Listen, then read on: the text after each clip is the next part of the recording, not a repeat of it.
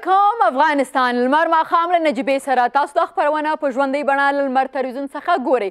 هیله کوم چې تاسو ټول به روغ جوړ یاست او نن په دې خپرونه کې که تاسو د موږ د لمر تلویزیون او د لمر ماښام فیسبوک پاڼه لیدلي او انسټاګرام مو لیدلی نو تاسو معلومه سوي چې نن د موږ څومره خوږ دروند میلمه له موږ سره په خپرونه کې دي. ډېرې پوښتنې د هغوی څخه لرو خو غواړم چې اوس ولاړ سم د اشپزخانې خواته او وګورو چې جان محمد نن موږ ته څه پخوي. صحیح ده جان محمد ستړی مه شئ.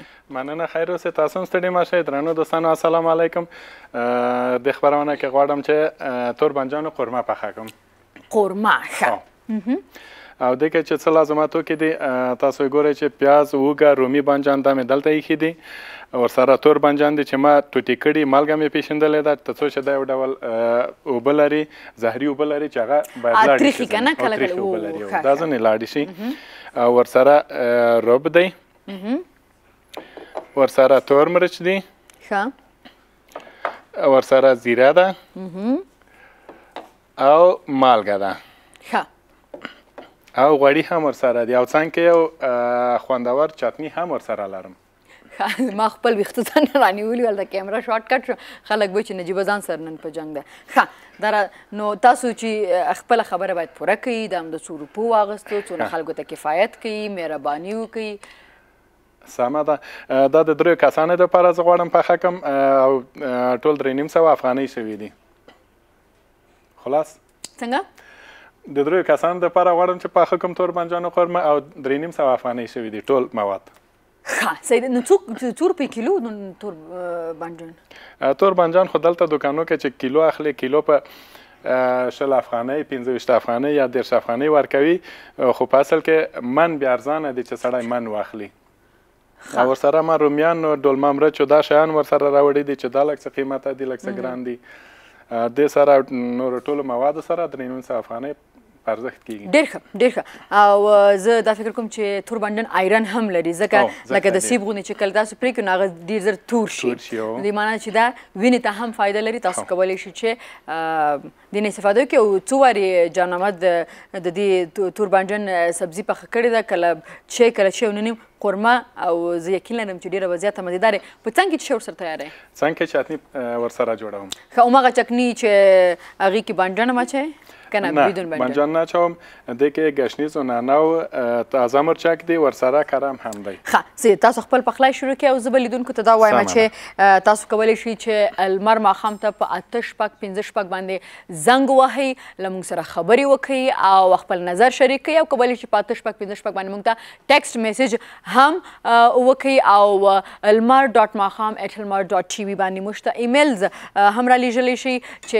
هغې کې څه پوښتنه یي څه نظر ولرئ نو هغه به م په خپرونه کې په ځای کوو. دا وخت چې ما وویل تاسو چې نن زه ډېر خوندور میلمه په خپل خپرونه کې لرم چې ډېر ویاړ کوم چې موږ په خپل هیواد کې داسې پوهه داسې ستر شخصیتونه لرو او هغې سره به زما ډېرې پوښتنې دي زموږ د فرهنګ په حواله سره زموږ د ځوانانو په حواله سره او د هغې نظر موږ ته ډېر مهمه دی ځکه چې دا زموږ غوندې ځوانان چې هغه نه دي خبر ځکه چې د مهاجرت د وجې نه یا دا چې د خپل کلتور نه د خپل فرهنګ نه لرې پاتې شوي دي موږ دا فکر کوو دا اوس چې موږ یو بل ته حوصله نه لرو او په هر ډول باندې چې موږ د یو بل بې احترامي کوو.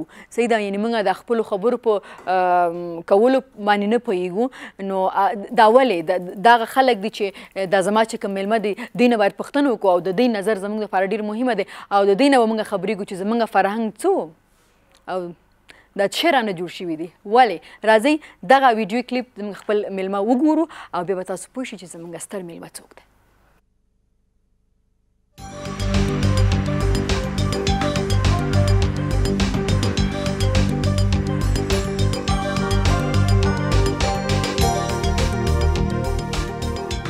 ډاکټر نبی مصداق د حاجی کوهندل خان زوی د ملک باقی خان لمسی په 1966 میلادي کال کې د پکتیا په ځاځي ولسوالۍ کې سترګې نړۍ ته غړولې دي. ډاکټر نبی مصداق یو افغان وګړپوه سیاسي شنونکی لیکوال او د BBC رادیو د پښتو څانګې لومړنی خبریال بنسټګر او پخوانی ویاند هم و. نوموړي د افغانستان په اړه یو شمېر کتابونه لیکلي دي چې د لوستونکو لخوا یې تود هرکلی شوی او بهرنیو مداخلو سیاسي ضعف کتاب یې تر نورو آثارو ډیر شهرت ته رسیدلی دی او د اثر په انګلیسي ژبه په لندن او نیویارک کې د 1500 پوهنتونونو لپاره اخیستل شوی دی. د سره شوروي په راتګ افغانستان ته ډاکټر مصداق لندن ته مهاجر شو او په ساس سکس پوهنتون کې په تدریس پیل وکړ او وروسته یې په BBC رادیو کې د پښتو نشراتو په برخه کې 14 کاله کار وکړ.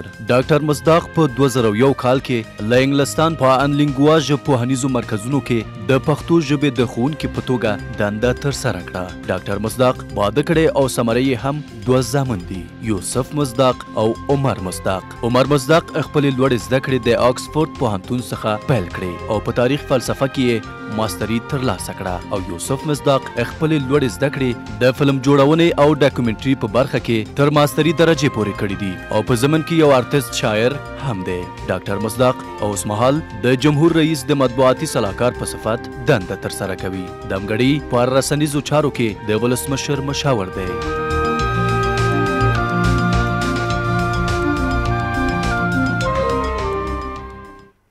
ډیر ښه.